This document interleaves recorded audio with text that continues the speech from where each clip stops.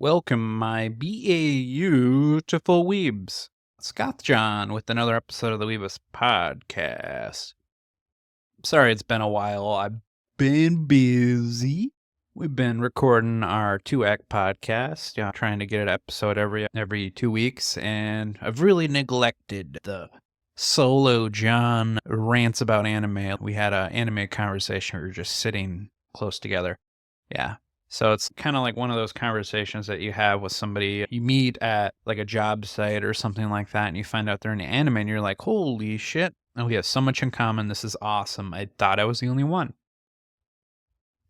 So first, we're going to go over what I'm going to watch this season. Then we will go into the things that I have watched and some games I played, all that good stuff. And then we will go straight into the topic of discussion, which I'll tell you right now is going to be about horror anime. So we got all that. Lots of stuff to talk about this episode. So what I'm going to watch this season, ReZero Season 3. It's fucking good. This is like the Mashoku Tensei of this season for me. It's like the show I'm going to be every time a new episode's out, I'm going to be watching it. I've watched the first 2 episodes. We had a triple episode for the first one, which I was like, okay, all right, this is a lot of slice of life nonsense. I can see why they did a triple episode. And once you get to that, when that shoe drops and the end of that episode, so fucking good. Sin Archbishop of Wrath shows up, and you're like, ah, I know what's going to happen, because I remember Beetlegeese, or however you say his name. Really can't wait to see how Subaru gets out of this one. That whole rabbit arc, it was crazy ridiculous. Whenever he's set against just an outnumbering odds, like there's no reason why he should still be alive, but because he's a video game character, LOL. You're set in, he's gonna struggle, he's gonna suffer. Just like Made in Abyss, this is the show of suffering, but it's a single person suffering, and you see their psyche cracking. At some point he's just gonna lose his fucking mind because he does it all for Amelia Tan. And that second fucking episode, oh god, I'm so hyped. I'm gonna be watching this shit. Another anime, Adi recommended this one to me. My co-host on 2-Act Podcasts, Dandadan. I haven't really been paying attention to the anime community. I guess I've been checked out. Looks pretty cool. I watched that first episode. I'm pretty excited to see where the story goes. Animation is peak. You got a mob psycho looking guy who's like a UFO otaku.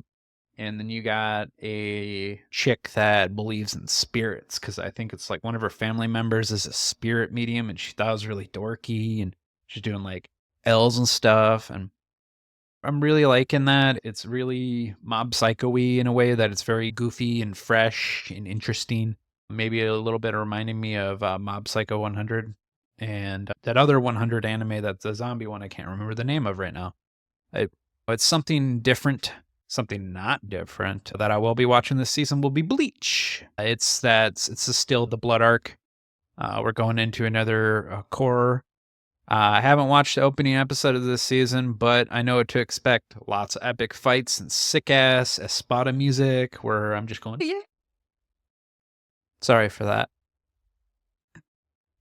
We also have another returning anime with a brand new anime. We got Dragon Ball Daima. Grew up a lot with Dragon Ball Z, Buu Saga's best saga, come at me. And I'll probably start watching it after a couple episodes air, so I'm probably gonna forget about this and then come back to it later. It's definitely one of those comfort shows. I could probably watch Cowboy Bebop or Trigun at any time. I could watch Dragon Ball Z, just any episode, just chillin', just check it out. What I watched last season, speaking about hype, ReZero Season 3, it's like watching Mashoku Tensei. You're just about to nut every episode. Oh, so good. Oshi no Ko is a show that every anime watcher should be watching. Dub, sub, I don't give a shit. You can do that first season. I watched it twice, sub and dub. So good. It's straight up silly how more people aren't watching Oshi no Ko. The plot twists in the show come at you like a goddamn semi-truck. It's straight up, it's The pacing might not always be there because there's some like development and some like filler, but that's you can relate with the characters and what have you. But when like the plot comes, it's just oh man, this is like watching like a soap opera that's good. Like it has a lot of like stuff about working in like the anime industry or working in the like a movie set, which is interesting. It really reminds me of Shirobako, a lot of that stuff. But then the mystery, it's like straight out of Monster. It keeps you guessing. Once you think you've found out what's going on in the show, curveball comes by and knocks you the fuck out. Just the end of season 2, where you're just like, what the hell? I thought I knew everything. And then they just show you another character, and you're just like, God damn it. And I'm hyped for the next season for sure. It couldn't come soon enough. I also watched Isekai Suicide Squad. I like Harley Quinn. That's no surprise. She's definitely a manic pixie dream girl to a psychotic T. If the dub comes out with, you got like Tara Strong, or you got even the live action cast, which it's WB, so I don't know why they couldn't do that. Margot Robbie reprises her role as Harley. That'd be amazing. I'd be all about that. I'm going to give it like a 6 out of 10. I didn't actually finish it, but can you really blame me? It's a very average isekai. If the dub cast comes in and it's really good, I'll bump it up to a 7. Milk toast. So I did do a couple of rewatches. I rewatched another for the podcast, for our 2-act podcast. I'm excited to cover it with Adi. It sounds like he didn't think it was as spooky as I did. That will be a really interesting conversation to have, and you'll see that in a future episode if it already hasn't been uploaded. We'll find out. I really enjoyed my rewatch. I liked a lot of things about it, and I still do.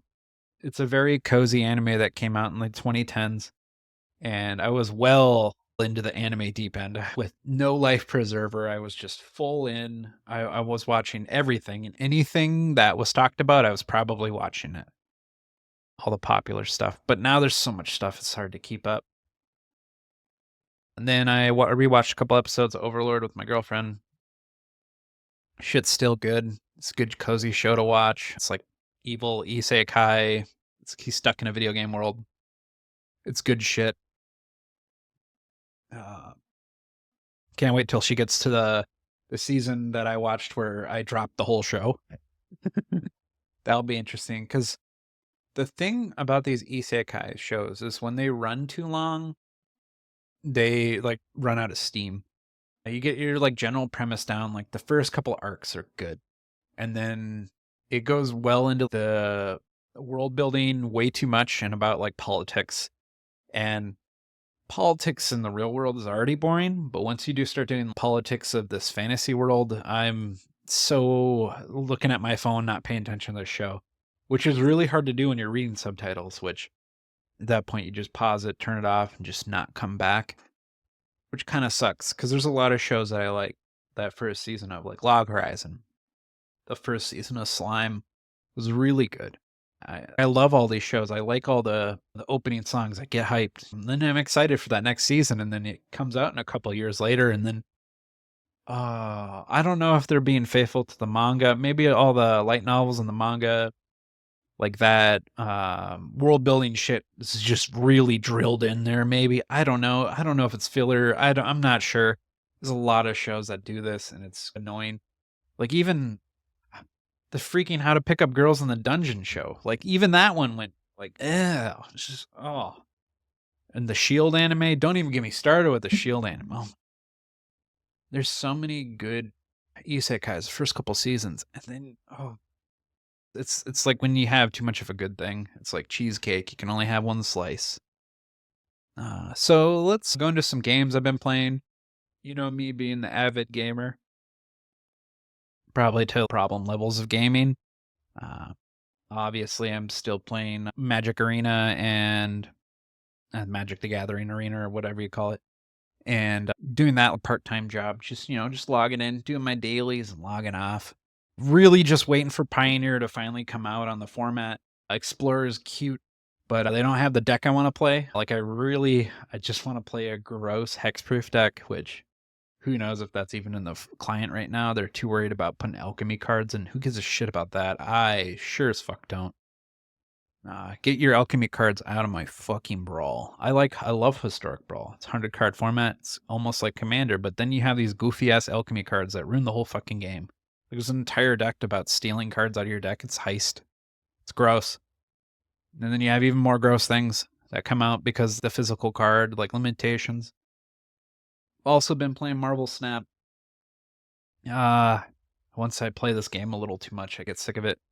Unlike being a part-time job, there's certain decks I like playing, and then once the new deck comes onto the scene, it fucks up my shit, and then I just don't want to play because I'm sick of playing against that deck because I'm like, oh, I'm like Squidward. I'm ready. I'm like, oh, brave of you, aren't you, to play the new hotness. I'll play Toxic Surfer till the cows come home. It's an easy deck to play, and I don't really have to think about it, and just have to have good draws. Certain cards just blow me out. Cosmo, the fucking Russian dog, psychic. God damn it, Cosmo. I say it every time. Every time I see it. Games. I've been playing Escape from Tarkov PvE edition. Can they please link Arena into PvE? Because I don't want to play PvP. I would be okay playing Arena if it gave me something in PvE. I would like that. That'd be neat. Maybe give me an option to connect PvE or PvP, and then I won't even touch the PvP because why would I play it? I can play PvE with my friends. PvE is really relaxing. As for scary and nerve-wracking Tarkov can be sometimes, especially when you're fighting a boss and they're trying to push your ass. The fucking goon squad. Since I started playing PvE, I've killed the goons a couple times. It felt great. I've killed Kill a couple times. Even took out Sturman a couple times. I even killed bosses I didn't even know were in the game. Like Kiolinov, and there was the fucking trip guy. I can't remember. It starts with a P. It's like Pershim. That guy sucks. I hate him. And there's like tripwires. He tripwired a locked door on Shoreline, and I was so goddamn mad. Because once you start opening a locked door, you're just stuck in the animation. At least I think you are. I don't know if there's a way to get out. Maybe I'm just bad at the game. But I saw the tripwire as I was opening the door, and I was like, I'm so fucking dead. I gotta get inside this. And then I blew up and died. I was like, I'm not upset that you did that, but I am upset because why would AI do that? It's so fucking goofy. And speaking about the AI is straight up pants on head sometimes, especially in certain maps where you have to kill certain PMCs in certain areas. They don't necessarily spawn there because they spawn where the scavs spawn. But I do like that, unlike PvP, which I guess now is like a cheater's like paradise right now, just cheaters playing against cheaters. They're using their ESP and all those cheats and their garbage hacks that get them banned. Cheaters can play with your cheaters, that's fine. I like PvE. I don't care for the AI, but I'm sure we'll eventually get mods for it. They said they were going to. Nikita would never lie to me, right? Heh. That's funny because Nikita, all he does is lie. Because he's crazy Russian man. I've also been playing Deadlock a lot with some friends. I've been having a lot of fun. It's a 3D MOBA, like League of Legends in a way. Hopefully it doesn't get that high of assault level.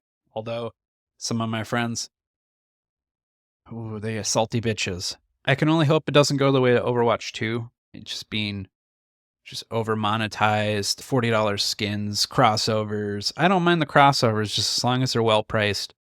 And be murdered by greed of the company making the game. For instance, this one is made by Valve. Valve's brand new IP. It's new game since, I guess, CSGO 2, but is that really a new game? It's like the same thing. Hopefully they don't make it a $40 game and then charge out the ass on skins, just trying to make in all the money. Who knows if I don't even know if it's going to be free to play or to buy to play.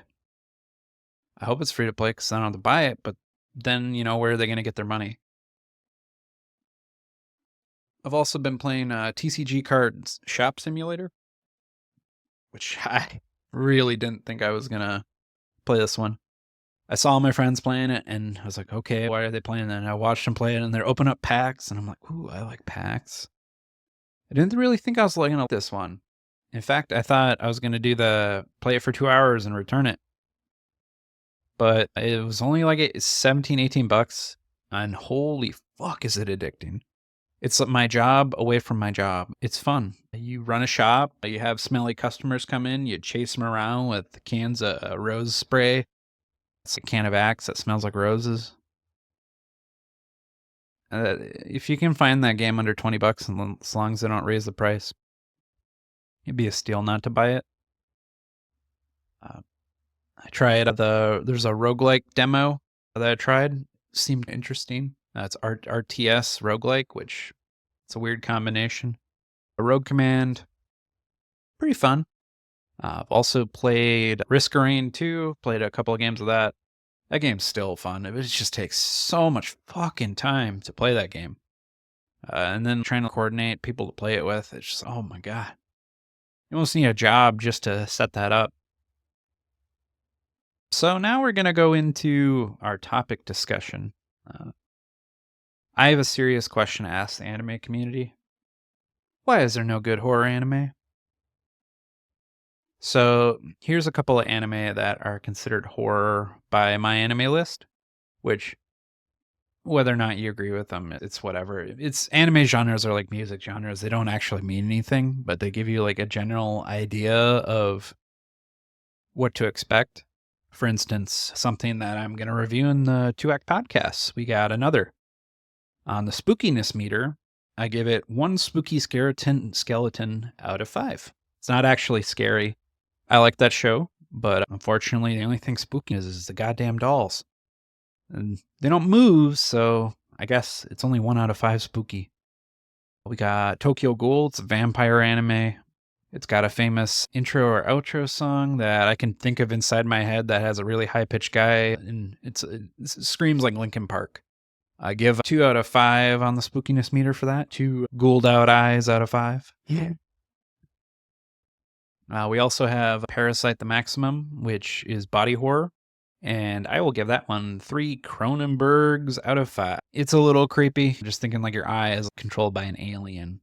And then there's some other the alien. It's like Invasion of the Body Snatchers. Like, oh, maybe I do that on Weebish on a 2-act podcast episode. Just make audio watch Parasite the Maximum, not the live action, of course. That wouldn't be nice.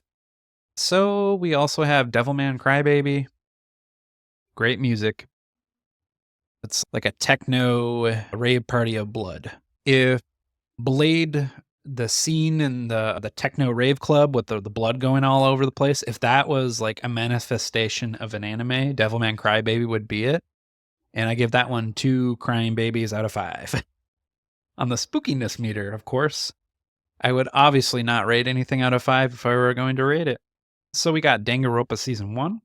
1 laughing bear out of 5. Monokuma is the real G. In fact, I recently found out that the dub voice actress is somebody that I listen to a lot of in anime. I was like, oh, interesting. So we're going to go to As They Cry Higurashi. 3 gas leaks out of 5. There's some unnerving scenes. Spoiler alert. And it's definitely one of those really old shows it's based off a visual novel, which you're like, okay, is that why the art style looks so weird? All right, that's fine. But then they start going crazy. And you're like, okay, why are they going crazy? And then they start pulling off fingernails, and you're like, okay, maybe I should stop watching the show. It's creepy. Yeah, like I said, 3 gas leaks out of 5. All right, so Ultimate, they'll get different ratings. Hellsing, vampire anime. I like Hellsing. I give it 1 vampire fang out of 5, and I give Hellsing Ultimate 2 vampire fangs out of 5. Or, because it has a lot of Nazis in it, 2 Nazi vampires out of 5. On the spookiness meter, we have Perfect Blue, which is in its own category because it's Satoshi Kon, well-known anime movie director guy. Perfect Blue is 4 spooky fans out of 5. What happens when you become so famous that your fans go crazy, make you crazy? What? I don't think it's hard to find spooky manga, spooky light novels. Yes, stuff like Junji Ito, which I personally haven't read, but then again, there isn't a lot of manga I've read. I can count the number of manga I've read on one hand. Don't really do manga, although I do read subtitles, which is funny. Unfortunately, every adaptation of Junji Ito, in anime community's opinion, not necessarily mine because I haven't watched any of it, is utter dog shit. Which, if somebody comes out and says Junji Ito adaptation is amazing, and I check it out, that would be a good first introduction to Junji Ito. I don't have to read the manga. Which plus, if you guys have any good anime that's in the horror genre or something you think is creepy or spooky, you can leave in the comments because I've watched a lot of the most popular quote unquote horror anime and they haven't really been scary, which is unfortunate. There's a lot of action, there's a lot of isekai, there's a lot of comedy, a lot of funny shows. There's Konosuba, there's action shows, there's all the big three, there's One Piece, Bleach, and there's something like Attack on Titan. Is Attack on Titan horror? Like that first couple episodes, maybe. But then it gets all like political. So I don't even think I would call that horror. Maybe my anime list would. LOL. All right, so that's going to be the end of this discussion. You've been greeted with gothJon, just chilling, talking about all the anime stuff, some games, all that good stuff. I'll see you guys later. Ciao now.